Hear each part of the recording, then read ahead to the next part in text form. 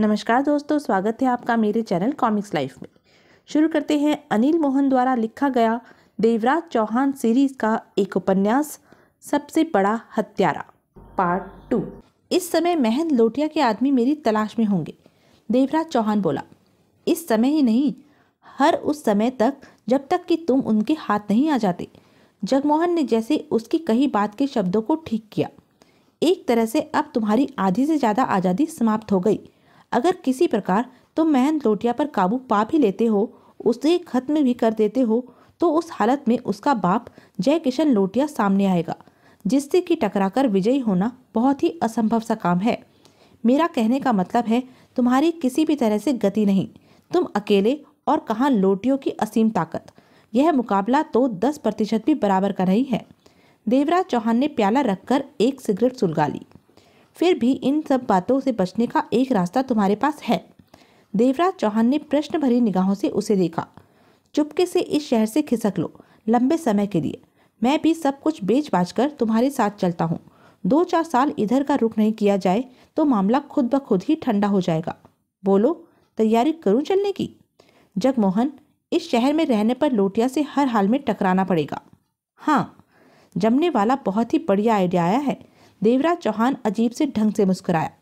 क्या? लोटिया से अगर टकराना ही है तो क्यों न लगे हाथों एक काम और भी निपटा लिया जाए। कौन सा काम? मेवाराम चंदानी वाला काम। पागल हो गए हो क्या? जगमोहन मुंह फाड़कर कह उठा। जय किशन लोटिया का अपहरण आसमान से तारे तोड़ने के बराबर है। क्यों वक्त से पहले मौत को गले लगा रहे हो? ऐसी बेवकूफ़ी की बात तो फिर से मस्तिष्क में लाना भी नहीं। जगमोहन मेरे दोस्त, मैं इस शहर से जाना नहीं चाहता, लोटिया से डरकर भागना नहीं चाहता, और यहाँ रहने पर लोटिया से टकराव जरूरी है। अकेले ही उससे टकराना मेरे लिए मुमकिन नहीं। मैं अगर मेवाराम चंदानी का काम करता हूँ तो वह भी चाहेगा कि मेरा कुछ ना बिगड़े। मुझे चंदानी की सहायता मिल जाएगी। दूसरे, अगर मैं जय किशन लोटिया का अपहरण करने में कामयाब हो गया तो चंदानी का काम भी बन जाएगा और मैं भी लोटिया से अपना हिसाब कर लूँगा। और अगर नाकामयाब रहे तो? जगमोहन तेजी से सांसें लेने लगा। तो? देवराज चौहान खुलकर मुस्कुराया।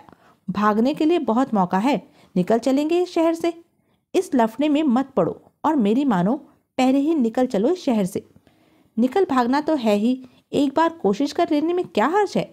मरोगे? कोई बात नहीं। देवराज चौहान हंसा। मैं अकेला थोड़े ना मरूंगा, मेरे साथ साथ तुम भी मरोगे। जगमोहन होठ भींचकर विवशता भरी निगाहों से उसे देखता रह गया। मुझे तो लगता है तुम पागल हो गए हो। जय किशन लोटिया के अपहरण के बारे में कोई पागल ही सोच सकता है। किसी देश के प्रधानमंत्री से भी कहीं ज्यादा उसकी सुरक्षा प्रबंध है। बिना उसकी मर्जी के तो कोई पत्ता भी उड़कर उसके करीब नहीं पहुंच सकता, और तुम उसके अपहरण की सोच रहे हो। तुम्हारे दिमाग के अंजर पंजर ढीले पड़ गए लगते हैं। यह तो बाद में देखेंगे कि उसकी सुरक्षा के प्रबंध कैसे हैं। पहले तुम मेवाराम चंदानी से बात करो, उसे मेरे पास लाओ। देवराज चौहान ने स्थिर लहजे में कहा। चंदानी से क्या बात करोगे? वह 50 लाख से ऊपर तक देने को तैयार था। मैं देखना चाहता हूँ ज़्यादा से ज़्यादा वह कितना देगा। और अगर उसने कहा 50 लाख देने का उसका प्रोग्राम बदल गया है, अब 20 देगा तो मैं तब भी जय किशन लोटिया का अपहरण करूँगा। देवराज चौहान के होठ भींच गए, क्योंकि यह काम मैं चंदानी के लिए नहीं, अपने लिए कर रहा हूँ। यही एक रास्ता है जिसके सहारे मैं लोटिया को शिकस्त दे सकता हूँ। जगमोहन के चेहरे पर क्रोध, विवशता के मिले जुले भाव फैले थे। उसका मन इस खतरनाक काम के लिए हरगिज भी तैयार नहीं हो रहा था। जाओ, चंदानी से फोन पर ही बात कर लो, वह दौड़ा दौड़ा ही यहाँ आएगा। अभी यह कोई वक्त है किसी से बात करने का? सुबह क्या हुआ है वक्त को? सिर्फ 9 बजे हैं। देवराज चौहान ने तीखी निगाहों से उसे देखा। तुम उसे फोन करो, समझे? वह फोन का इंतजार ही कर रहा होगा, सुनते ही आ जाएगा। तुम मुसीबत को न्योता देने जा रहे हो। अब जाओ भी, बोलते ही रहोगे या कुछ काम भी करोगे? जगमोहन के होठों से एक गहरी सांस निकली। वह पलटा और भारी कदमों से चलता हुआ बाहर निकल गया। वह जानता था जय किशन लोटिया का अपहरण किसी भी हाल में सफल नहीं हो सकेगा। 2 घंटे के बाद मेवाराम चंदानी जगमोहन के साथ फ्लैट पर आ पहुंचा। जगमोहन चुप सा था, चेहरे पर गंभीरता उभरी पड़ी थी। वह आने वाले वक्त के बारे में सोच रहा था कि क्या होगा, जबकि मेवाराम चंदानी का चेहरा खुशी से खिला नजर आ रहा था। बैठो। देवराज चौहान ने मुस्कुराकर चंदानी से कहा। कुछ काम था मेरे से? बैठते हुए चंदानी बोला। हाँ। क्या? मुझे कुछ पैसों की ज़रूरत थी। सुलगती सिगरेट से देवराज चौहान ने कश लिया। मेवाराम चंदानी की आंखों में चमक उभर आई। कितने? 50 लाख पहले। देवराज चौहान ने उसकी आंखों में झांकते हुए स्थिर लहजे में कहा। और बाद में? एकाएक चंदानी सीधा होकर बैठ गया। 50 लाख? 1 करोड़? 1 करोड़ बहुत ज़्यादा है। मेवाराम चंदानी ने बेचैनी से पहलू बदला। ज़्यादा तो 50 लाख भी है, जो तुम बिना किसी हील हुज्जत के देने को तैयार हो। मैं इतना नहीं दे सकता। तो फिर कितना दे सकते हो? बहुत कोशिश की तो 60 दे दूंगा। यह भी बहुत ज़्यादा है। तभी जगमोहन बीच में बोल पड़ा। मैं तुमसे पहले ही कह रहा था कि सौदा नहीं पटेगा। जगमोहन ने यह शब्द देवराज चौहान से कहे। 1 करोड़ चंदानी साहब नहीं देंगे, और कम पर तुम मानोगे नहीं। छोड़ो इस गोरख धंधे को। इस काम में मौत ही मौत है। जय किशन लोटिया का अपहरण असंभव बात है। रही रहम की बात, सो हम किसी अच्छी जगह डकैती करके भी हासिल कर सकते हैं। डकैती में बच निकलने के तो चांसेस होंगे। चंदानी साहब को रुखसत करो और ठीक है, मैं 70 दे दूंगा। मामला खत्म होते देखकर चंदानी जल्दी से बोला। चंदानी साहब, आपकी ना मेरी, 80 पर मामला तय। मेवाराम चंदानी के होठों से गहरी सांस निकल गई। ठीक है, अब मैं क्या करूं? 40 लाख हम तक जब पहुंचेंगे तब हम काम शुरू करेंगे, देवराज चौहान बोला। और अगर लोटिया के अपहरण में सफलता न मिली तो मेरे 40 लाख का क्या होगा? चंदानी साहब, देवराज चौहान ने उसकी आंखों में झांक कर सख्त स्वर में कहा, आप और हम बराबर का रिस्क उठाएंगे। अगर हम अपने काम में सफल न हुए तो हमारी जानें जाएंगी और आपकी सिर्फ दौलत जाएगी। हम तो अपनी जिंदगियां दांव पर लगा रहे हैं। मेवाराम चंदानी ने फौरन सहमति से सिर हिला दिया। ठीक है, कल 12 बजे तक 40 लाख रुपया तुम तक पहुंच जाएगा। अच्छी बात है। अब एक बात और सुन लीजिए। किसी ने लोटिया को खबर कर रखी है कि मैं उसका अपहरण करने की कोशिश में हूँ। इस वक्त लोटिया के आदमी मेरी तलाश में हैं। वह लोग मेरे काम में अड़चने डाल सकते हैं। तो फिर मैं क्या करूँ? कुछ ऐसा इंतज़ाम होना चाहिए कि वह लोग मेरी तलाश छोड़ दे। ऐसा कोई इंतजाम नहीं हो सकेगा। अलबत्ता 20 के करीब तुम्हें ऐसे आदमी दे सकता हूँ जो तुम्हारे इशारे पर काम करेंगे। तुम उनसे जैसा चाहो काम करवा सकते हो। सिर्फ 20 आदमी? जगमोहन ने मुंह बिगाड़ा। हाँ, वह 20 आदमी वह हैं जिनके बारे में कोई नहीं जानता कि वह मेरे लिए काम करते हैं। यानी कि कुछ भी होने पर मेरा नाम सामने नहीं आएगा। मैं लोटिया से सीधे टकराव की हिम्मत नहीं रखता, इसलिए पीछे ही रहना चाहता हूँ। चंदानी गंभीर स्वर में बोला। लेकिन 20 आदमियों से हमारा क्या होगा? वह तो, जगमोहन ने कहा तो देवराज चौहान ने उसकी बात काटी। काम चल जाएगा, मैं 20 से ही काम ले लूँगा। सिर्फ 20 को लोटिया के खिलाफ? जगमोहन ने अचकचाकर उसे देखा। हाँ, कुछ न कुछ प्रबंध तो करना ही होगा, देवराज चौहान ने सिर हिलाकर कहा। फिर चंदानी को देखा। मेरे लिए ऐसी जगह का प्रबंध कर दीजिए जो सुरक्षित हो और वहाँ मैं आराम से अपना काम कर सकूं। कल 12 बजे तक तुम्हारे पास 40 लाख और जगह का पता पहुँच जाएगा, मेवाराम चंदानी ने गंभीर स्वर में कहा। और कुछ भी सोच लेना, जिस चीज़ की तुम्हें ज़रूरत हो। सोचकर बता दूंगा। अब ज़रा एक बात बता दो। क्या? जयकिशन लोटिया के चक्कर में तुम 80 लाख रुपया उड़ा रहे हो? तो चक्कर क्या है? लोटिया का अपहरण करके तुम क्या करना चाहते हो? इस बात से तुम्हारा कोई ताल्लुक? कोई नहीं। तो फिर अपने काम से मतलब रखो। इस बारे में सोचना छोड़ दो कि अपहरण के पश्चात मैं जयकिशन लोटिया की बलि कौन से देवता के सामने चढ़ाऊंगा या फिर किस मंदिर में बिठाकर उसकी धूप बत्ती के साथ पूजा करूंगा। मेवाराम चंदानी ने शांत लहजे में कहा। ठीक है, मैं तो यूं ही पूछ रहा था, देवराज चौहान ने लापरवाही से कहा। उसके बाद मेवाराम चंदानी विदा लेकर चला गया। देवराज चौहान ने सिगरेट सुलगाई और कश लेकर बोला। जगमोहन, मेवाराम चंदानी जैसा काइया इंसान महज जयकिशन लोटिया के अपहरण की खातिर ही 80 लाख जैसी मोटी रकम नहीं दे सकता। बीच में कोई तगड़ा कांटा होना चाहिए। वह तो जाहिर ही है। जगमोहन ने सहमति से गर्दन हिलाई। वह कांटा क्या हो सकता है? क्या मालूम? मालूम करना पड़ेगा जगमोहन। क्यों? जगमोहन की आंखें सिकुड़ गई। तुम्हें इस बात से कोई वास्ता नहीं होना चाहिए। तुम ठीक कह रहे हो। मैं तो सिर्फ उत्सुकतावश ही कह रहा था कि असल बात के बारे में मालूम करो। मान लो कि वह तगड़ा कांटा दौलत का हुआ। चंदानी हमें 80 लाख लेकर कई करोड़ कमा रहा हो तो कोई बात नहीं। देवराज चौहान ने लापरवाही से मुस्कुराकर कहा, मैं धंधे में बेईमानी नहीं करता। हमें 80 लाख पूरे मिलने चाहिए। बदले में वह जयकिशन लोटिया का शीशी में अचार डालकर उसे हिलाए, इससे हमें क्या। मैं सिर्फ उसी से धोखेबाजी करता हूँ जो मुझसे धोखाधड़ी करे। ठीक है, मैं कोशिश करूँगा कि असल बात जान सकूँ, जगमोहन ने गंभीर स्वर में कहा। लेकिन तुम यह सोचना शुरू कर दो कि अब क्या करना है। जयकिशन लोटिया जैसे सांप को पिटाने में कैसे बंद करना है। साथ ही यह भी बता देना कि तुम्हारे अंतिम संस्कार का प्रबंध कैसे किया जाए। यह तो बात की बात है। पहले तुम उन 40 लाख को ठिकाने लगाने का प्रबंध करो जो कल वह देने आ रहा है। कहीं ऐसा ना हो वह 40 इसी फ्लैट पर पड़े रहें और कोई चोर उन्हें उठाकर चलता बने। देवराज चौहान के अधरों के बीच मुस्कान फंसी पड़ी थी। उसकी तुम फिक्र न करो। एकाएक जगमोहन की आंखों में तीव्र चमक लहराने लगी। 40 लाख तो क्या, मैं 40 करोड़ भी ठिकाने लगाने की हिम्मत रखता हूँ। जगमोहन की आंखें फटी हुई थी। उसे बार बार इस बात का शक हो रहा था कि कहीं उसकी सांस न रुक जाए। इसी कारण वह जोर जोर से सांसें ले रहा था। उसकी उबली पड़ी आंखें सामने नजर आ रहे दोनों खुले सूटकेसों पर टिकी थी जो मुंह तक 100-100 के नोटों की गड्डियों से भरे पड़े थे। पूरा 40 लाख रुपया था। कुछ देर पहले ही मेवाराम चंदानी का आदमी नोटों से भरे दोनों सूटकेस और एक पते की चिट दे गया था और उन सूटकेसों को खोलने के पश्चात जगमोहन की हालत पतली हुई पड़ी थी। उत्तेजना के मारे उसका शरीर हौले हौले कांपे जा रहा था। मजे की बात तो यह थी कि उत्तेजना का दौर इस कदर जोर मार रहा था कि अभी तक नोटों को छुआ तक नहीं था, देखे जा रहा था। जबकि देवराज चौहान के हाथ में पते की चिट थी जिसे चंदानी ने भिजवाया था। चिट से निगाहें हटाकर उसने जगमोहन को देखा। उसे बुत की तरह खड़ा पाकर वह मुस्कुराया। 40 लाख देकर ही गश खाए जा रहे हो? अभी तो 40 लाख रुपया और भी आना है।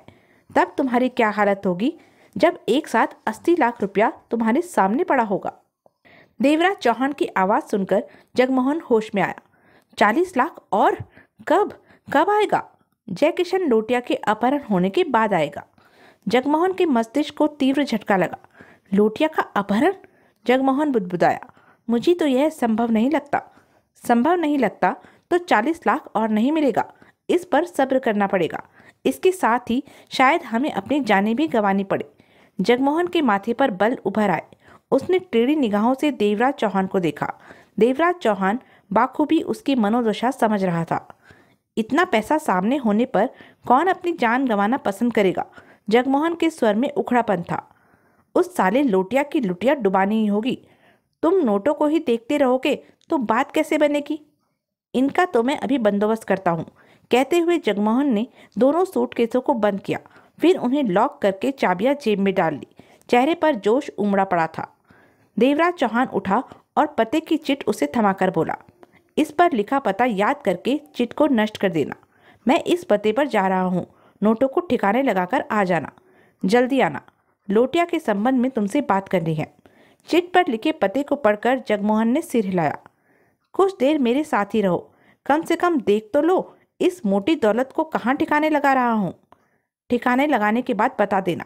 देवराज चौहान मुस्कुराया। मैं चलता हूँ, संभल कर जाना। बाहर खतरा है तुम्हारे लिए। जगमोहन ने उसे सतर्क किया। तुम जल्दी पहुँचना, मैं इंतजार कर रहा हूँ। देवराज चौहान बाहर निकल गया। मेवाराम चंदानी ने शहर के एकांत हिस्से में एक छोटे से बंगले में उसके रहने का प्रबंध किया था। 6 आदमी बंगले पर पहरा दे रहे थे। जब वह बंगले पर पहुंचा तो चंदानी खुद वहां मौजूद था। वह प्रसन्नता से उससे मिला। तुम्हारा साथी नहीं आया जगमोहन? चंदानी ने बात करने वाले लहजे में पूछा। कुछ ही देर में यहाँ आ जाएगा। देवराज चौहान आसपास निगाहें दौड़ाता हुआ बोला। चंदानी के साथ वह बंगले के ड्राइंग रूम में पहुंचा। वह 20 आदमी कहाँ हैं जो तुम मुझे देने वाले थे? वह तैयार हैं। जब कहो उन्हें बुलवा लेता हूँ। यहाँ मत बुलाना, और उनमें से किसी को यह भी मालूम नहीं होना चाहिए कि मैं यहाँ पर रहता हूँ, क्योंकि मैं नहीं चाहता कि उनमें से कोई लोटिया के हत्थे चढ़े और उसे बता दे कि मैं कहाँ पर हूँ। तुम मुझे उनके पास ले चलो। चलो, जगमोहन आने वाला होगा। अपने आदमियों से उसके बारे में कह दो। मेवाराम चंदानी ने सहमति से सिर हिला दिया। 500 छोटे छोटे कागज छपवा दो जिस पर बड़े बड़े अक्षरों में मेरा नाम लिखा हो। क्या मतलब? मतलब भी समझ में आ जाएगा। इस काम को फौरन करवा दो, घंटे भर में आसानी से काम हो जाएगा, देवराज चौहान ने विचारपूर्ण स्वर में कहा।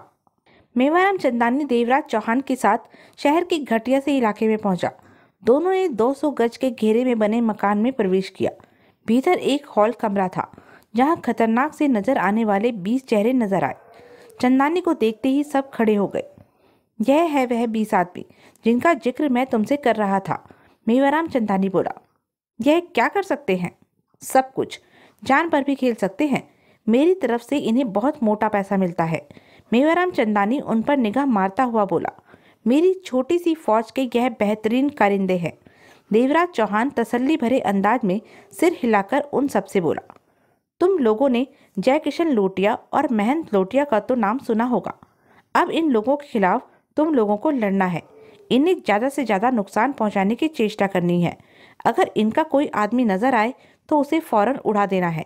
किसी की भी परवाह नहीं करनी है, लेकिन लोटिया बाप बेटे में से किसी को नहीं मारना है। सब खामोशी से देवराज चौहान को देख रहे थे। जिसको लोटिया के खिलाफ काम करने में हिचक हो वह खुशी के साथ इनकार कर सकता है। हमें कोई ऐतराज नहीं होगा, देवराज चौहान ने पुनः कहा। कोई कुछ न बोला। देवराज चौहान ने जेब से लिफाफा निकाला और आगे बढ़कर एक के हाथ पर रख दिया। हर किसी की निगाह उस पर थी। इस लिफाफे में मौजूद कागजों पर मेरा नाम लिखा है।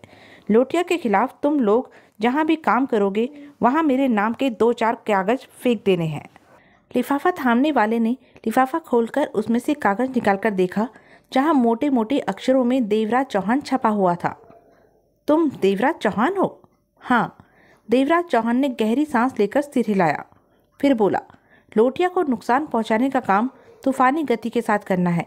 मैं चाहता हूं कल सुबह तक लोटिया बाप बेटे को इस बात का एहसास हो जाए कि देवराज चौहान हाथ धोकर उनके पीछे पड़ चुका है और यह काफ़ी गंभीर मामला है। ऐसा ही होगा, लिफाफा थामने वाले ने बेहद शांत स्वर में जवाब दिया। तुम लोटिया के पीछे 20 आदमी डालकर क्या करना चाहते हो? मेवाराम चंदानी और देवराज चौहान वापस बंगले पर पहुंचे। खास नहीं, मैं लोटिया बाप बेटों का ध्यान बटाना चाहता हूँ। मेरी तलाश को छोड़कर वह उन 20 आदमियों में उलझ जाएंगे जो अपना काम करके फौरन गायब हो जाया करेंगे। अगर हमारे आदमी ठीक तरह काम करें तो लोटिया को काफ़ी देर तक उलझाकर रखा जा सकता है। तब तक मैं आराम से लोटिया के अपहरण की योजना बना सकता हूँ। मेवाराम चंदानी सोच भरे अंदाज में सिर हिलाकर रह गया। बंगले के ड्राइंग रूम में जगमोहन पहले से ही मौजूद था। देवराज चौहान से उसकी निगाहें मिली तो उसने आंखों ही आंखों में बताया कि 40 लाख को ठिकाने लगाया है। देवराज चौहान ने सिगरेट सुलगाकर कश लिया और बोला, जगमोहन, तुम जयकिशन लोटिया के बारे में ज़्यादा से ज़्यादा जानकारी हासिल करो कि वह कब कहाँ जाता है, किससे मिलता है, यानी कि उसके बारे में हर बात। 1 मिनट, मेवाराम चंदानी ने शांत स्वर में टोका। मैं सब कुछ मालूम कर चुका हूँ। यूँ समझो कि काफ़ी समय से मालूम करता आ रहा हूँ। जयकिशन लोटिया अपनी दिनचर्या भूल सकता है, मैं नहीं भूल सकता। देवराज चौहान और जगमोहन की निगाहें आपस में मिली। तुम जयकिशन लोटिया के बारे में जानते हो? देवराज चौहान के होठों से निकला। हाँ, सब कुछ। सब कुछ? ठीक है, बताओ। जयकिशन लोटिया अपने बेटे महंत लोटिया के साथ नॉर्थ हॉल के 24 नंबर बंगले में रहता है। लोटिया की बीवी कई साल पहले ही मर चुकी है। बंगले पर ही लोटिया का दायां हाथ पाल खन्ना रहता है। पाल खन्ना कितना खतरनाक है तुम इस बात से ही अंदाज लगा सकते हो कि एक बार की जयकिशन लोटिया से रहम की आशा की जा सकती है, परंतु पाल खन्ना से नहीं। बंगले पर 40 आदमी हर समय हथियारों से लैस पहरा देते रहते हैं, जबकि मेरे ख्याल से वहाँ पहरे के लिए 20 आदमी ही बहुत हैं। 40-40 आदमियों का पहरा 8-8 घंटों की 3 शिफ्टों में दिया जाता है। सबके सब खतरनाक लोग हैं। इन्हें चीफ सिक्योरिटी गार्ड कंट्रोल करता है। सामान्य तौर पर इन पर पाल खन्ना का ही हुक्म चलता है। जयकिशन लोटिया दखल अंदाजी नहीं करता। कोई जबरदस्ती बंगले में घुस आए अथवा घुसने की चेष्टा करे तो सिक्योरिटी गार्डों को इस बात का पूरा अधिकार है कि उसे गोली से उड़ा दें। इस प्रकार कईयों को उड़ाया जा चुका है। बंगले के फाटक के पास सिक्योरिटी कैबिन है और बंगले के बाहरी गेट पर इंटरकॉम लगा है जो सिक्योरिटी कैबिन से कनेक्टेड है। आने वाला बाहरी इंटरकॉम से सिक्योरिटी पिन से बात कर सकता है और अगर सिक्योरिटी चीफ जरूरी समझे तो आने वाले की इत्तला केबिन में मौजूद फ़ोन पर से ही बंगले के भीतर दी जाती है। इतना कहकर मेवाराम चंदानी ठिठका। देवराज चौहान और जगमोहन ध्यानपूर्वक उसकी बात सुन रहे थे। मेवाराम चंदानी ने सिगरेट सुलगाकर पुनः कहना आरंभ किया। 10 बजे जय किशन लोटिया बीच पर स्थित अपने 6 मंजिला फिश होटल से निकलता है। 5 स्टार फिश होटल लोटिया की अपनी मिल्कियत है। कार में ड्राइवर और उसके बगल में 2 गनमैन मौजूद होते हैं। पिछली सीट पर लोटिया पाल खन्ना के साथ बैठा होता है। कार के शीशे बुलेट प्रूफ हैं। लोटिया खुद भी बुलेट प्रूफ में होता है। पिछले 10 सालों से बंगले से निकलने का यही इंतजाम रहा है, जरा भी फेरबदल नहीं हुई। जबकि कई बार उसके दुश्मनों ने उसका अपहरण या उसकी हत्या करने की चेष्टा की, परंतु किसी को भी सफलता नहीं मिली। अलबत्ता उन्हें गनमैन की गोलियों का शिकार होना पड़ा। सफलता मिल भी नहीं सकती क्योंकि कार के शीशे बुलेट प्रूफ होते हैं। लोटिया खुद बुलेट प्रूफ पहने होता है। फिर जो 2 गनमैन हथियारों सहित ड्राइवर के बगल में मौजूद होते हैं, वह दिलेर और अचूक निशानेबाज है। इसके साथ ही लोटिया की कार जिन रास्तों से गुजरती है वह भीड़ भाड़ वाली जगह होती है। ऐसी जगहों पर ऐसे कामों को सफल हो पाना भी बेहद कठिन होता है। कहते कहते चंदानी ने सिगरेट का कश लिया। देवराज चौहान ने भी सिगरेट सुलगा ली। जगमोहन उत्सुकता भरी निगाहों से मेवाराम चंदानी को देखे जा रहा था। फिश होटल में ग्राउंड फ्लोर पर ही दाईं तरफ का सारा हिस्सा जय किशन लोटिया के अधिकार में है। वहां जन सामान्य का जाना सख्ती से मना है। वहीं पर से वह अपनी सरकार चलाता है। उसके बेटे महंत लोटिया ने भी वहीं अपना ऑफिस बना रखा है। जब तक कोई खास बात न हो, बाप बेटे एक दूसरे के कामों में दखल नहीं देते। वहाँ भी सुरक्षा का ऐसा इंतजाम है कि लोटिया को छुआ भी नहीं जा सकता। ज़रूरत पड़ी तो मैं वहाँ के बीच के इंतजाम भी बता दूंगा। मोटे तौर पर वहाँ पर अलार्म की व्यवस्था है। जब भी कोई व्यक्ति छिपकर लोटिया के उस हिस्से में प्रवेश करेगा तो उसके ऑफिस में, महंत लोटिया के ऑफिस में अलार्म बजने लगेगा। इसके साथ ही हाथों में खतरनाक हथियार पकड़े गार्ड जर्रे जर्रे पर पीछे रहते हैं। कई बार वहाँ भी लोटिया के दुश्मनों ने लोटिया पर आक्रमण किया, परंतु सफल नहीं हो सके और मारे गए। एक तरह से वह लोटिया का अभेद किला है, जहाँ वह खुद को सबसे ज्यादा सुरक्षित समझता है। रात को ठीक 10 बजे वह बंगले की तरफ रवाना होता है, उन्हीं सुरक्षा प्रबंधों के साथ जैसे वह सुबह बंगले से निकलता है। अगर कोई काम हो तो वह रुक भी जाता है। वापसी का समय निश्चित नहीं होता। अमूमन 10 बजे ही उसकी वापसी होती है। सबसे खास बात तो यह है कि वह कभी भी किसी से मिलने नहीं जाता, चाहे उसे काम हो या दूसरे को। पार्टी उसके पास होटल में ही पहुंचती है। मेवाराम चंदानी ने पुनः सिगरेट का कश लिया और देवराज चौहान बोला, मोटे तौर पर तो यही है। इसका मतलब सुबह होटल में प्रवेश करने के बाद वह रात को ही बाहर निकलता है। हाँ, किसी भी सूरत में होटल से बाहर नहीं निकलता, किसी से मिलने नहीं जाता। मेरी जानकारी में तो ऐसा ही है। इसका मतलब तुम्हारी जानकारी थोड़ी बहुत गलत भी हो सकती है। नहीं, मेरी जानकारी गलत नहीं हो सकती, मेवाराम चंदानी ने दृढ़ता भरे स्वर में कहा। अलबत्ता यह अवश्य हो सकता है। लोटिया किन्हीं खास हालातों में बाहर निकलता हो या फिर 6 महीने साल भर में किसी से मिलने गया हो, इस बात की मैं गारंटी नहीं देता। देवराज चौहान सोच भरे अंदाज से सिर हिलाकर रह गया। शहर से बाहर भी नहीं जाता? जाता है। लोटिया ने अपने बिजनेस देश के कई बड़े शहरों में फैला रखे हैं। सप्ताह 10 दिन में 1-2 दिन के लिए अवश्य बाहर जाता है, परंतु उसका हर सफर प्लेन द्वारा ही होता है। सुरक्षा के तौर पर पाल खन्ना साथ में चिपका रहता है। जहां जाना होता है खबर कर दी जाती है।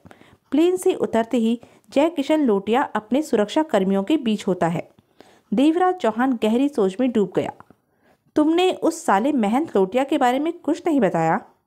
उसका हिसाब भी अपने बाप जैसा है, परंतु वह अपनी सुरक्षा के प्रति ज्यादा चिंतित नजर आता दिखाई नहीं देता, क्योंकि कई बार सुरक्षा छोड़कर अकेला ही निकल जाता है। उसे हौसलामंद कह लो या बेवकूफ, सुरक्षा में वह विश्वास नहीं रखता। बाप से 4 कदम आगे है। मेवाराम चंदानी ने देवराज चौहान को देखा। तुम्हारा क्या ख्याल है, कहाँ पर लोटिया काबू में आ सकता है? ऐसी बातों के फैसले में कई दिन लग जाते हैं। मुझे सोचना पड़ेगा। उस रास्ते को खुद देखना पड़ेगा जहाँ से गुजरकर लोटिया बंगले से होटल और होटल से बंगले में जाता है। तुम कल सुबह आना और साथ ही सादे कागज पर उस सड़क का नक्शा बनाते लाना जो लोटिया का रूट है। ठीक है। होटल में उस जगह के भीतरी हालात जानते हो जहाँ लोटिया का कब्जा रहता है? हाँ, उस जगह का नक्शा भी कागज पर उतारकर मुझे दे देना। कल सुबह यह काम पूरा करके ले आऊँगा और आते समय उन 20 आदमियों की खबर भी ले लेना कि उन्होंने कुछ किया है या नहीं। हमें एक कार और 2 रिवॉल्वर भी चाहिए। कार का नंबर गलत ही हो तो ज़्यादा ठीक रहेगा। चंदानी ने सिर हिलाया और विदा होकर चला गया। जगमोहन ने देवराज चौहान को देखा। चंदानी के मुताबिक लोटिया ने अपनी सुरक्षा के जो प्रबंध कर रखे हैं उन्हें पार करके लोटिया तक जा पहुंचना कठिन है। इसके सिवाय और भी 2-4 प्रबंध होंगे जो चंदानी को भी नहीं मालूम होंगे। साला यूं ही हमें 80 लाख नहीं दे रहा। वह जानता है लोटिया पर हाथ डालना मौत को दावत देना है। मुझे सोचने दो जगमोहन, देवराज चौहान ने गंभीर स्वर में कहा। चंदानी से पैसा लिया है, उससे वायदा किया है। किसी तरह लोटिया के अपहरण जैसे असंभव काम को संभव करना ही होगा।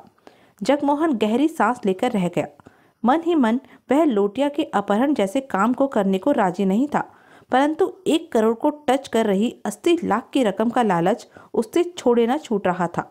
जब भी उसका मन इस काम से पीछे हटता 80 लाख रुपया उसकी आंखों के सामने नाचने लगता था और वह पल भर में ही भूल जाता था कि इस काम में उसकी जान भी जा सकती है। अगले दिन सुबह मेवाराम चंदानी आया। उसने देवराज चौहान को जय किशन लोटिया के बंगले से होटल तक की सड़क का नक्शा और लोटिया के होटल में ऑफिस के बारे में नक्शे सहित पूरी जानकारी कागज पर उतारी हुई दी। इसके साथ ही चंदानी अपने 20 आदमियों के बारे में भी बता गया कि उन्होंने लोटिया को कहां-कहां से उधेड़ा है। सुनने के पश्चात देवराज चौहान ने तसल्ली भरे अंदाज में सिर हिलाया। चंदानी वापस चला गया तो वह नक्शों को ध्यानपूर्वक देखने लगा। जय किशन लोटिया ने ठीक 10:30 बजे ऑफिस में कदम रखा। उसके चेहरे पर हल्का सा तनाव उभरा हुआ था। आंखों से क्रोध की लहरें स्पष्ट चमकती नजर आ रही थी। आगे बढ़कर वह टेबल के पार पड़ी कुर्सी पर बैठा और सिगरेट सुलगाकर छोटे छोटे कश सोच भरी मुद्रा में लेने लगा। 2 मिनट के पश्चात पाल खन्ना ने भीतर प्रवेश किया। उसके चेहरे पर भी उखड़ेपन के भाव नाच रहे थे। हाथ में फाइल पकड़ी हुई थी। उसने फाइल खोली और एक बड़ा सा कागज निकालकर टेबल पर रख दिया। उस कागज पर बड़े बड़े अक्षरों में देवराज चौहान छपा था। पाल खन्ना फाइल टेबल पर रखने लगा तो जय किशन लोटिया बोला, पढ़कर सुनाओ। जी। पाल खन्ना ने फौरन फाइल अपने हाथों में संभाली और पढ़ने लगा। 7 नंबर अड्डे पर रखी कोकीन और स्मैक पर पहला हमला रात के 11 बजे हुआ। वहां मौजूद हमारे 3 आदमी मार दिए गए और माल लूट लिया गया। लूटे गए माल की कीमत 60 लाख से 80 तक बैठती है। लूटने वाले 10 आदमी थे। जाते समय उन्होंने देवराज चौहान के नाम के पर्चे फेंके। पाल खन्ना ने टेबल पर रखे पर्चे की तरफ इशारा किया। पर्चा टेबल पर रखा है। स्थिर बैठा जयकिशन लोटिया कष्ट लेता रहा और आधे से ज़्यादा माल उन लोगों ने वहीं पर आग लगाकर जला दिया और उस आग में हमारे एक आदमी की आधी लाश भी जल गई। आगे 1 घंटे के बाद ठीक 12 बजे हमारी रेलवे क्रॉसिंग वाली जगह पर भी 10 आदमियों ने हमला बोला। वहां पर मौजूद 6 के 6 आदमी गोली से उड़ा दिए गए। उनका एक आदमी हमारे आदमी की गोली से घायल हुआ। पाल खन्ना ने फाइल पर लिखा फिर पढ़ना शुरू किया। वहां पर हमारे हथियार और गोलियां काफ़ी ज़्यादा संख्या में मौजूद थी। उन लोगों ने अपने मतलब के हथियार उठा लिए, अन्यों को आग की भेंट चढ़ा दिया। इस काम में उन्हें सिर्फ 30 मिनट लगे। वह लोग कार पर सवार थे, जबकि 11 बजे 7 नंबर अड्डे पर जो लूट हुई वहां पर आने वाले मैटाडोर वैन पर थे। यहाँ पर भी देवराज चौहान के नाम के छपे पर्चे मिले। पाल खन्ना के खामोश होते ही जय किशन लोटिया ने हौले से सिर हिलाया। तीसरी बार 1 बजे मैटाडोर पर सवार आदमी शंकर रोड पर स्थित हमारे रेस्टोरेंट पर पहुंचे, जो कि घंटा भर पहले ही बंद हुआ था। वैन से उतरते ही उन लोगों ने रेस्टोरेंट पर हैंड बम फेंकने आरंभ कर दिए। 10 मिनट में ही पूरा रेस्टोरेंट तबाह कर दिया गया। बंद रेस्टोरेंट में 4 वेटर सो रहे थे, जो कि मलबे के नीचे दबकर मर गए। मलबे पर देवराज चौहान के नाम के छपे पर्चे पड़े मिले। जय किशन लोटिया विचारपूर्ण मुद्रा में सिगरेट के कश लिए जा रहा था। चौथी बार कार पर सवार आदमी 2 बजे पार्क व्यू स्थित हमारे क्लब पर पहुंचे। क्लब बंद करने का वक्त हो रहा था कि उन लोगों ने गोलियां चलाना शुरू कर दिया। इस अंधाधुंध फायरिंग में क्लब के 2 कर्मचारी मारे गए। जाते समय उन्होंने देवराज चौहान के नाम के पर्चे फेंके। जय किशन लोटिया ने पहलू बदला।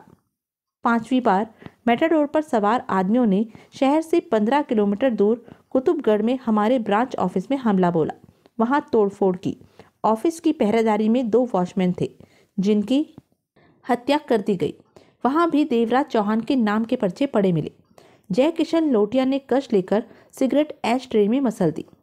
छठी बार 4 बजे कार पर आए आदमियों ने रिंग रोड पर स्थित हमारी उस जगह पर धावा बोला जहां 24 घंटे ड्रग सप्लाई का इंतजाम है। चूंकि वहां हमारा भी तगड़ा पहरा था, इसलिए जमकर टकराव हुआ। हमारे सिर्फ 2 आदमी मारे गए।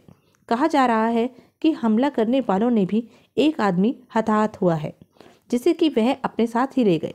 वहां पर भी देवराज चौहान नाम के छपे पर्चे फेंके गए। पाल खन्ना ने फाइल से निगाह हटाकर जय किशन लोटिया के सख्त चेहरे पर निगाह मारी। तत्पश्चात पुनः पढ़ना आरंभ किया। 7वीं और अंतिम बार कार और मेटाडोर एक साथ हमारे इसी फिश होटल के पिछवाड़े पहुंची। तब 5 बजे थे। भोर का उजाला होना शुरू हो चुका था। वह करीब 20 आदमी थे। देखने वालों का कहना है कि उन सबने अंधाधुंध हैंड ग्रेनेडों को होटल पर फेंका, फिर देवराज चौहान के नाम के पर्चे फेंक कर चले गए। उनके द्वारा फेंके गए हैंड ग्रेनेडों से होटल की बाहरी दीवार ढह गई और पिछवाड़े के लॉन में जगह जगह गड्ढे बन गए हैं। उनके बाद इन लोगों का कोई पता नहीं चला। इतना कहकर पाल खन्ना खामोश हुआ और फाइल बंद करके उसे टेबल पर रख दी। जय किशन लोटिया ने हाथ बढ़ाया और टेबल पर पड़ा देवराज चौहान के नाम का छपा कागज उठाकर खूनी निगाहों से उसे देखने लगा। इसका मतलब वह कुल 20 आदमी थे। उन्होंने प्लान बनाकर योजनाबद्ध तरीके से सोच समझकर जगह जगह हमला किया। जय किशन लोटिया ने एक एक शब्द चबाकर पाल खन्ना को देखते हुए कहा, इन लोगों में देवराज चौहान खुद भी था। इस बारे में स्पष्ट रूप से कुछ भी नहीं कहा जा सकता। लोटिया ने नई सिगरेट सुलगा ली। देवराज चौहान जो भी है, वास्तव में हिम्मती इंसान है। इसने मेरे साथ जंग का ऐलान ही नहीं किया, बल्कि मुझे अच्छा खासा नुकसान भी पहुंचाया। कोई और होता तो शायद अपना नाम छिपा कर रखता, लेकिन सवाल यह पैदा होता है, इस देवराज चौहान ने ऐसा क्यों किया? सर, बहन साहब के आदमी देवराज चौहान की तलाश में हैं। मैंने तुम्हें भी तो कहा था कि देवराज चौहान पर निगाह रखो। जी हाँ, लेकिन मेरे आदमियों को अभी तक देवराज चौहान नजर नहीं आया। तो तुम क्या कह रहे थे? मैं कह रहा था देवराज चौहान की महन साहब के साथ ठन चुकी है। वह जानता होगा कि महन साहब के आदमी उसे तलाश कर रहे हैं। इससे पहले कि महन साहब उसके साथ कुछ ऐसा वैसा करे, उसने ही आदमी इकट्ठे करके यह सब कर दिया। आदमी इकट्ठे करके? जय किशन लोटिया ने आंखें सिकोड़कर पाल खन्ना को देखा। शहर में ऐसे आदमी कहाँ से आ गए जो मेरे खिलाफ कुछ कर गुजरने का साहस रखते हों? पाल खन्ना कुछ न कह सका। यह शुरुआत है। देवराज चौहान के यह आदमी यदा कदा हमें झटके देते रहेंगे। चौहान के निर्देश में रहकर यह लोग हमें नुकसान पहुंचाते रहेंगे। एक ही रात में हमें उसने काफ़ी बड़ा झटका दिया है। बहरहाल ऐसे नुकसान मेरे लिए अहमियत नहीं रखते। धंधे में यह सब तो चलता ही रहता है, लेकिन अब फिर ऐसा हो यह मुझे पसंद नहीं आएगा खन्ना। यस सर, अपने सारे आदमियों को शहर में फैला दो। देवराज चौहान या उसके आदमी जो भी नजर आए भून दो। इन लोगों का ज़्यादा देर जिंदा रहना हमारे लिए ठीक नहीं होगा। अंडरवर्ल्ड के लोग क्या सोचेंगे? हम इन मामूली से लोगों पर काबू नहीं पा सके। मैं अभी सारा प्रबंध करवाता हूँ। अपनी हर जगह, हर अड्डे पर हथियारों सहित आदमी बढ़ा दो। उन्हें कह दो कि अगर देवराज चौहान के आदमी हल्ला बोलते हैं तो बचकर नहीं जाने चाहिए। जी, ऐसा ही होगा।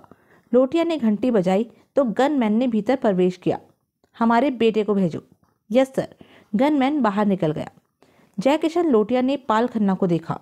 कई सालों के बाद किसी ने हमारे खिलाफ सिर उठाया है। आप ठीक कह रहे हैं सर। वैसे देवराज चौहान खतरनाक इंसान है। मैं जाति तौर पर उसमें दिलचस्पी लेता रहा हूँ। इसके कारनामे सुनता रहा हूँ। इसने कई ऐसे काम कर डाले हैं जिनके बारे में हम सोच भी नहीं सकते। अंडरवर्ल्ड के ज़्यादातर लोग इसकी हिम्मत का लोहा मानते हैं। सबसे हैरानी की बात तो यह है कि इसका कोई गैंग नहीं, ग्रुप नहीं, अकेला ही काम करता है और ज़रूरत पड़ने पर साथियों को मुहैया कर लेता है। इतना हिम्मती है तभी तो उसने मेरे खिलाफ जंग का ऐलान किया है, वरना किसी में इतनी हिम्मत ही कहाँ है कि जो हमारे खिलाफ आवाज़ भी उठा सके। जय किशन लोटिया की होठों पर अजीब सी मुस्कान छा गई। ऐसे लोग मुझे अक्सर पसंद आते हैं। वह जो दोस्त होते हैं, दुश्मन नहीं। समझे खन्ना? समझ गया सर। पाल खन्ना ने गंभीरता से सिर हिलाया। मेरी पूरी कोशिश रहेगी कि देवराज चौहान जल्द से जल्द खत्म हो जाए। अंडरवर्ल्ड में हमारी इज्जत का सवाल है। अब सबकी निगाहें हम पर टिकी होंगी कि हम देवराज चौहान का क्या इंतज़ाम कर सकते हैं। अगर मामला निपटने में देर लग गई तो इससे हमारी इज्जत में फ़र्क भी आ सकता है। जयकिशन लोटिया का स्वर सख्त हो गया था। मैं समझता हूँ सर। और तभी महेंद्र लोटिया ने भीतर प्रवेश किया तो पाल खन्ना कहते कहते ठिठक गया। महेंद्र लोटिया का चेहरा चट्टान की मानिंद सख्त हुआ पड़ा था। आंखों में छाया क्रोध स्पष्ट दिखाई दे रहा था। होठ भींचे पड़े थे। वह क्रोध की मूर्ति बना पड़ा था। जयकिशन लोटिया के चेहरे पर व्यंग्यात्मक भाव उभर आए। देवराज चौहान को तुम अपना मामला कह रहे थे। क्या किया है तुमने देवराज चौहान के मामले में? अब तक तो उसका टंटा समाप्त कर दिया होगा। महेंद्र लोटिया कुछ न बोला और दाएं बाएं देखने लगा। यह फाइल पढ़ो, जयकिशन लोटिया ने कड़वे लहजे में कहते हुए टेबल पर पड़ी फाइल की तरफ इशारा किया। रात भर में देवराज चौहान ने क्या क्या गुल खिलाए हैं। महेंद्र लोटिया ने फाइल पर निगाह मारी, फिर भारी स्वर में कहा, मैं सब कुछ जानता हूँ। देवराज चौहान ने हमें तगड़ा झटका दिया है। अंडरवर्ल्ड की निगाह अब हम पर है कि हम देवराज चौहान का क्या इंतजाम करते हैं। जयकिशन लोटिया ने सख्त स्वर में कहा, मैं इस कमीने की बोटी बोटी कर दूंगा। महेंद्र पागल हाथी सा लगने लगा था। बोलते ज़्यादा हो और काम कम करते हो। जयकिशन लोटिया ने उसे घूरा। अगर कुछ करने वाले होते तो देवराज चौहान को पहले ही खत्म कर दिया होता। यह वक्त देखने को नहीं मिलता। अब वह मेरे हाथों नहीं बचने वाला। तुमने देवराज चौहान के खिलाफ ऐसी क्या बात की थी कि वह एकदम इस ढंग से हमारे खिलाफ उठ खड़ा हुआ? जयकिशन लोटिया ने उसकी बात काट कर पूछा। मैंने उसकी टांगे चीरने को कहा था। मेरी इसी बात से वह हत्थे से उखड़ गया। जयकिशन लोटिया ने प्रश्न भरी निगाहों से पाल खन्ना को देखा। हो सकता है ऐसा ही हुआ हो। लोटिया की निगाहों का मतलब समझकर पाल खन्ना बोला, देवराज चौहान के बारे में सुना है कि वह खामखा धमकियां बर्दाश्त नहीं करता। जयकिशन लोटिया ने महेंद्र को देखा। जाओ, जितनी जल्दी हो सके देवराज चौहान को खत्म कर दो। वह हमारा जितना नुकसान कर चुका है वही काफ़ी है। अगर मामला फैलता चला गया तो हमारे और भी कई दुश्मन हमारे खिलाफ उठ खड़े होंगे, जो कि हमारे हक में अच्छा न होगा। महेंद्र लोटिया पागल हाथी की तरह पलटा और दरवाजा खोलकर बाहर निकलता चला गया। लोटिया ने पॉल खन्ना को देखा। यह जो करता है इसे करने दो। देवराज चौहान के बारे में तुम्हें जो कहा है उन सारे इंतजामों को पूरा करो। मैं इस मसले को जल्दी निपटा हुआ देखता हूँ। जाओ। पाल खन्ना ने सिर हिलाया और पलटकर बाहर निकल गया। दूसरे दिन देवराज चौहान के बुलावे पर मेवाराम चंदानी बंगले पर आया। मुझे 5 ऐसे आदमी चाहिए जो बहादुर हों और जिनके मरने का तुम्हें अफसोस न हो। क्या करना चाहते हो? मेवाराम चंदानी की निगाहें देवराज चौहान पर जा टिकी। जयकिशन लोटिया के अपहरण की कोशिश? कैसे? किसी दिन सुबह के वक्त जब वह बंगले से होटल जा रहा होगा। असंभव काम है, चंदानी बोला। एक तो कामयाब नहीं हो सकोगे, दूसरा सुबह 10 बजे होटल जाने के लिए वह जिन सड़कों से निकलता है वह वाहनों की भीड़ से भरी होती है। पुलिस वगैरह का हर तरफ वैसे भी मुकम्मल इंतजाम होता है। यह सब बातें मुझे मालूम है। देवराज चौहान के होठों पर अजीब सी मुस्कान बिखर गई। लेकिन यह बात तुम नहीं जानते कि लोटिया के अपहरण की योजना मैंने मधुबन चौक पर बनाई है। चंदानी की आंखें फट गई। सुबह के वक्त मधुबन जैसे भीड़ भाड़ वाले इलाके पर तुम लोटिया का अपहरण? हाँ, देवराज चौहान मुस्कुराया। तुम कामयाब नहीं हो सकोगे। मेवाराम चंदानी हाँफने लगा। तुम किसी भी हालत में कामयाब नहीं हो सकते। वहाँ इतनी भीड़ होती है कि तुम्हें भाग निकलने का भी रास्ता नहीं मिलेगा। ट्रैफिक ज़्यादा होने के कारण वहाँ पर वैसे भी पुलिस का ज़्यादा इंतजाम होता है। होने दो। देवराज चौहान हौले से हंसा। तुम किसी दूसरी जगह 5 आदमियों का इंतजाम करो, मैं उनसे वहीं मिलूंगा। और जो मैं कर रहा हूँ मुझे करने दो। तुम्हें जयकिशन लोटिया चाहिए, वह मिल जाएगा, जल्दी या देर में। इस बारे में मैं कुछ नहीं कह सकता। मेवाराम चंदानी के होठों से कई पलों तक कोई बोल न फूटा। यह काम तुम कहीं और भी कर सकते हो। ऐसे कई रास्ते हैं जहाँ पर भीड़भाड़ कम होती है। मधुबन चौक पर यह काम न करो। चंदानी बेचैनी भरे स्वर में कह उठा। मुझे यह काम मधुबन चौक पर ही करना है चंदानी। देवराज चौहान एक एक शब्द चबाकर बोला। बीच की बात तुम नहीं समझोगे। दोपहर तक इत्तला कर देना कि वह 5 आदमी मुझे कहाँ मिलेंगे। मैं वहीं जाकर उनसे बात कर लूँगा। उसे समझाने की नाकाम चेष्टा के पश्चात चंदानी वापस चला गया। कुछ देर बाद जगमोहन ने भीतर प्रवेश किया। उसके चेहरे पर अजीब से भाव छाए हुए थे। हाथ में पोस्टर जैसा कागज था जिसे देखते ही लगता था कि उसे किसी दीवार से उखाड़ा गया है। जगमोहन ने पोस्टर सीधा किया। उस पर मोटे मोटे अक्षरों में छपा था, देवराज चौहान से सुजान सिंह मिलना चाहता है। सुजान सिंह मुझसे मिलना चाहता है? देवराज चौहान के होठों से निकला। उसकी हैरानी से भरी निगाह अभी तक जगमोहन के हाथ में पोस्टर पर टिकी हुई थी। हाँ। जगमोहन ने आगे बढ़कर पोस्टर एक तरफ रखा और बैठता हुआ बोला, यह सुजान सिंह वही सुजान सिंह है जिसकी अंडरवर्ल्ड में चलती है, जो खुद को जय किशन लोटिया से ज़्यादा ताकतवर समझता है, जो परसों से लोटिया का दुश्मन बना बैठा है। लोटिया को समाप्त करके यह अंडरवर्ल्ड में अपना झंडा फहरा देना चाहता है, परंतु लोटिया को समाप्त करने में इसे सफलता नहीं मिल रही। इधर लोटिया सुजान सिंह के रास्ते में कांटे बिखेरता रहता है ताकि सुजान सिंह तरक्की की सीढ़ियां चढ़ता हुआ उस तक ना पहुंचे। लोटिया भी बहुत चेष्टा कर चुका है सुजान सिंह को समाप्त करने की, परंतु उसे कभी भी कामयाबी हासिल नहीं हुई है। देवराज चौहान के होठों से गहरी सांस निकल गई। उसने सिगरेट सुलगाकर तगड़ा कश लिया और आंखें बंद कर ली। जगमोहन की आवाज़ सुनकर उसने आंखें खोली। जानते हो सुजान सिंह तुमसे क्यों मिलना चाहता है? जानता हूँ। देवराज चौहान हौले से हंस पड़ा। वह दुश्मन का दुश्मन दोस्त वाली बात पर चल रहा है। सुजान सिंह मेरी तरफ दोस्ती का हाथ बढ़ाना चाहता है क्योंकि मैंने लोटिया को तगड़ा नुकसान पहुंचाया है। इसमें सुजान सिंह का अपना मतलब हल होता है। अगर मेरे ऐसे वार चलते रहे तो लोटिया की हुकूमत में दरारें पड़नी आरंभ हो जाएंगी, जो कि सुजान सिंह के लिए फायदेमंद बात होगी। मिलोगे सुजान सिंह से? अवश्य। देवराज चौहान ने ऊपर नीचे सिर हिलाया। सुजान सिंह चाहता है जय किशन लोटिया के पांव उखाड़कर अंडरवर्ल्ड में नीचा दिखाकर अपने ताकतवर होने का प्रदर्शन करे, और मैं लोटिया का अपहरण करना चाहता हूँ। हम दोनों के रास्ते अलग अलग हैं और मंजिल एक है। लोटिया, उसके पास ताकत है और मुझे ताकत की ज़रूरत है। सिर्फ 20 आदमी लोटिया के सामने कब तक टिके रहेंगे? बात करने पर सुजान सिंह मुझे अपनी ताकत का कुछ हिस्सा अवश्य देगा। मानता हूँ, वह तुमसे मिलना ही इसलिए चाहता है कि लोटिया की तरफ उठने वाले कदमों में उसका भी हिस्सा हो, ताकि कल को अंडरवर्ल्ड में कह सके कि लोटिया की लुटिया उसकी वजह पर रूठी है। हमें इस बात से कोई मतलब नहीं कि बाद में वह क्या कहता है, देवराज चौहान ने कहा। उनकी लड़ाई में हमें अपना काम निकालना चाहिए।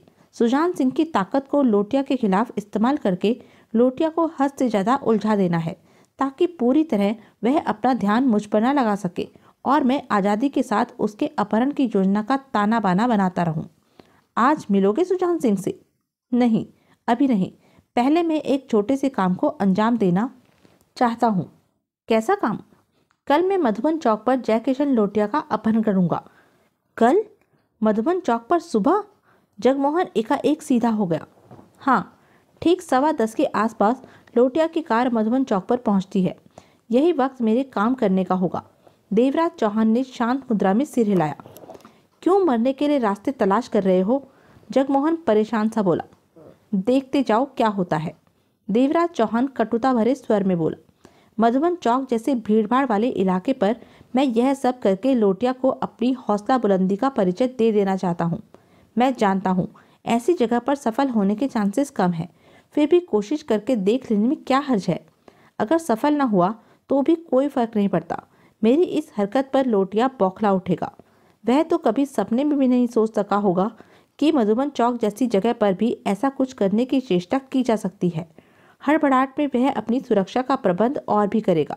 जब इंसान अपनी सुरक्षा के प्रबंध ज़्यादा करने लगे तो खामियां पैदा होनी शुरू हो जाती हैं, क्योंकि मेरी निगाह में उसने इस समय अपनी सुरक्षा का जो इंतज़ाम कर रखा है उसमें कोई खास खामी नहीं है।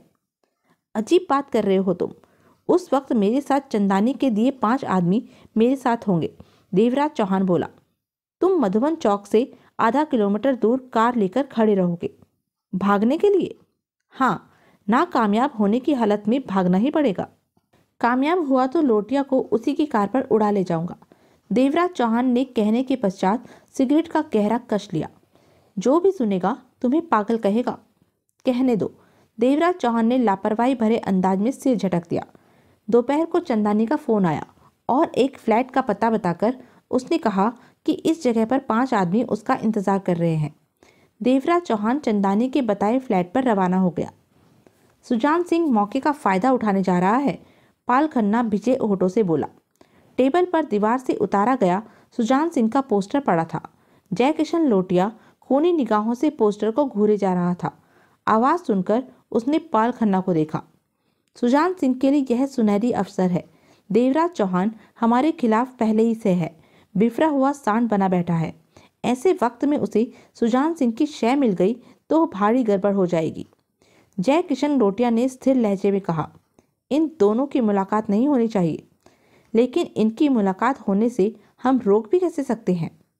ठीक कह रहे हो तुम, इनकी मुलाकात रोकने का हमारे पास कोई रास्ता नहीं।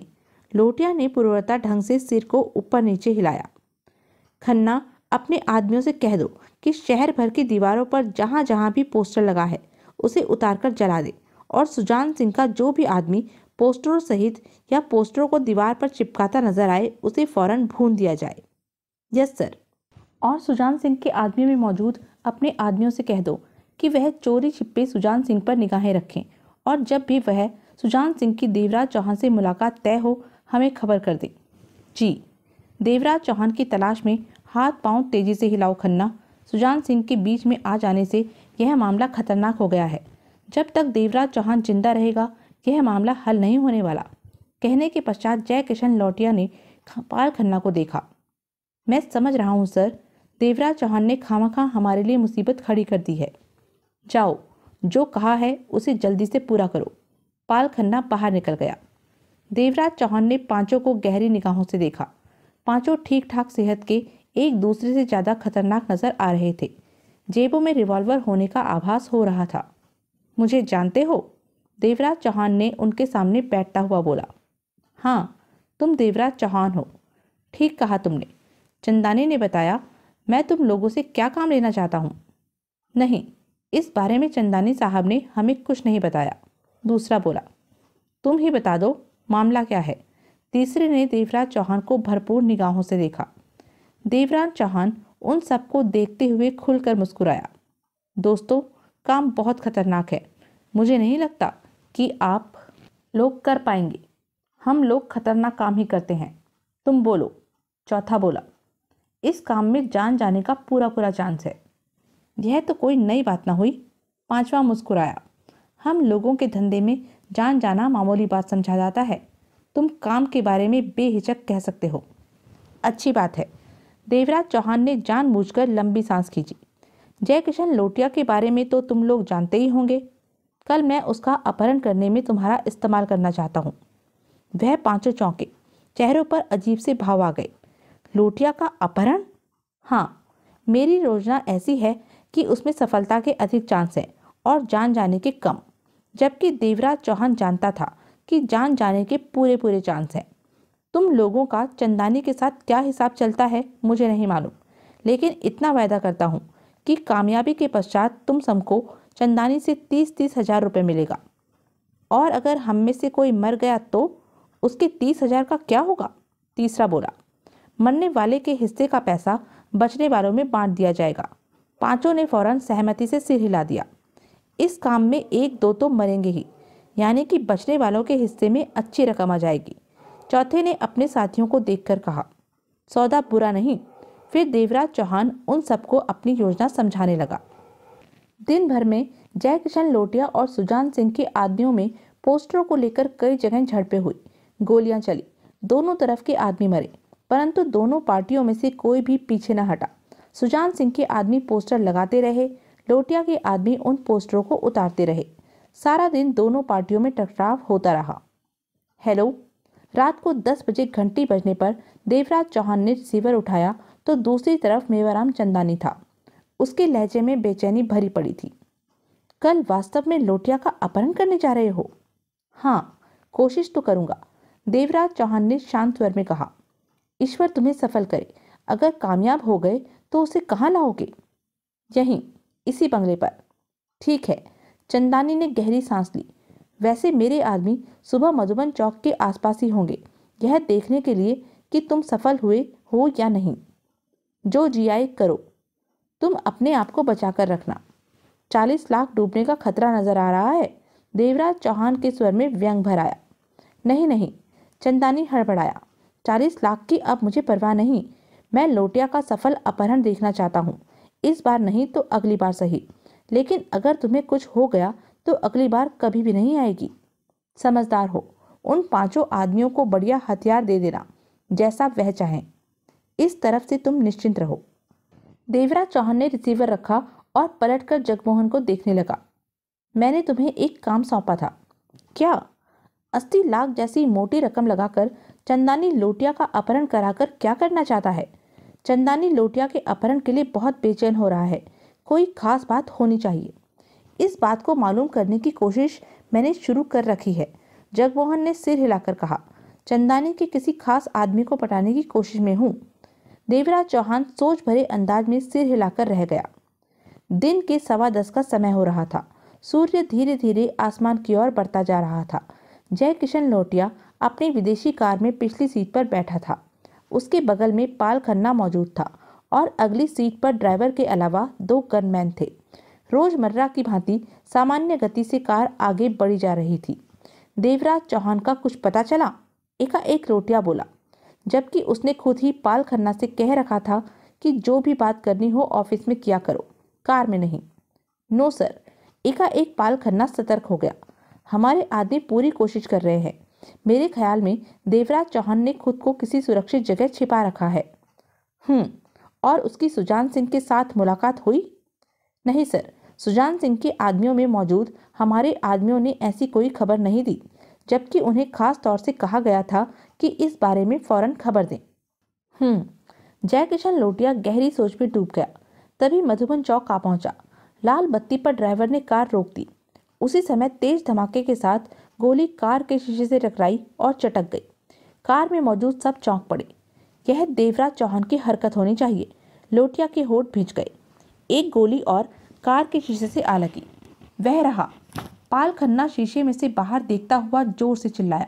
फुटपाथ के कोने पर लेटर बॉक्स के पीछे छिपा व्यक्ति फायर कर रहा है। भून दो साले को। लोटिया खूनी भेड़िए की भांति गुर्रा पड़ा।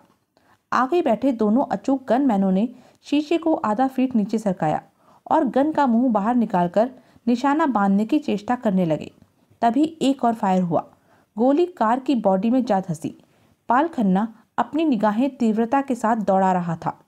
यह फायर लेटर बॉक्स के पीछे से नहीं हुआ। लोटिया की आंखें सिकुड़ गई। यस सर, यह फायर लेटर बॉक्स से 15 फीट दूर सीमेंट के मोटे थंब के आसपास से हुआ है। तुम दोनों उस तरफ नजर रखो, मौका लगते ही उड़ा दो उन्हें। आखिरी शब्द पाल खन्ना ने गनमैनों से कहे। इसका मतलब गोलियां बरसाने वाले 2 हैं। लोटिया के शब्द पूरे ही हुए थे कि दूसरी तरफ से एकाएक जैसे गोलियों की बाढ़ आई और कार के शीशे तथा बॉडी से गोलियां जा टकराई। एक साथ ही सबकी निगाहें दूसरी तरफ घूमती चली गई। गोलियां दाएं बाएं दोनों तरफ से चलाई जा रही हैं। पाल खन्ना ने होठ भींचकर कहा। तो यह थी अब तक की कहानी। आगे की कहानी जानने के लिए बने रहें मेरे साथ। और हाँ, मेरे चैनल को लाइक, शेयर और सब्सक्राइब करना ना भूलें। धन्यवाद।